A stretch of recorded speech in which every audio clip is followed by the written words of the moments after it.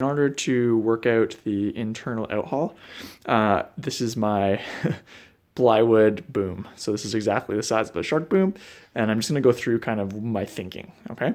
So we're gonna start at the clue end, right? Which is out here. Gooseneck is at the other end, and here's all the internals along here. I've tried to spread them out so that there won't be any snags. So starting with the clue of the sail, spliced shackle. It's gonna lead along to a turning block that goes into the boom, right? This is just a piece of, like, all the stuff here is just stuff from my box. So this is gonna go through into the internal side of the boom. We're gonna follow this piece of spectra along until we reach a cascade. So this is my first cascade, Harkin 40 air block.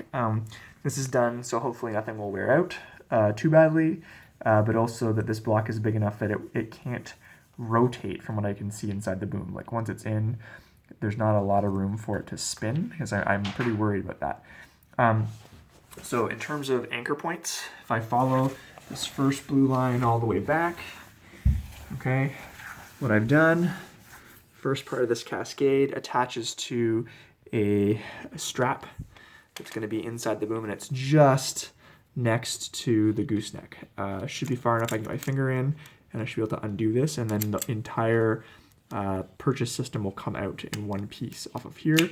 There are some dangers to this being one piece, but I think there's also a convenience of being able to service this well. So that's the first termination point. If I come back up to our turning block, blue line, there we are. The other end of it runs all the way down to another Harkin bullet block. Right, so that's a 2-to-1 cascade that goes to a 3-to-1. As the line follows through this bullet block, back up to this bullet block, you've got one of these frictionless eyes here, and I was going to have the bungee cord run through here, but I'm worried about it wearing out. And so what I've got here is an Outhaul eye attached to an air block. So this bungee, okay, you'll see again in a moment, and this is the first attachment point to it. And part of the thinking here is when this is under tension, right? I don't know if I can model this very well and hold the camera. But when it's under tension, the block is still held away from the line enough that it won't have a friction point, but it's also narrow enough, because it's tied like that, that these two won't interfere with each other very much, which is kind of the idea. So the end of this 3-to-1 comes out with this control line. You got this funny looking thing here, and then the rest of this is pretty expected. We run all the way down to a turning block that will come out to the outside of the boom at the gooseneck end, right? I've worked this out with Kevin that the best spot is actually very, very close to the gooseneck to a cam cleat like this, right? And I've tested this out. I can actually snap this open and closed from the other end of the boom, and this will clear the kicker. So this line runs the entire length of the boom all the way almost to the end, and ignore the bungee again, and through here. So this is the tail from the cleat that runs through here, and then a very short distance, this needs to be trimmed a bit, to this bungee cord. And the idea is the bungee will keep everything tight.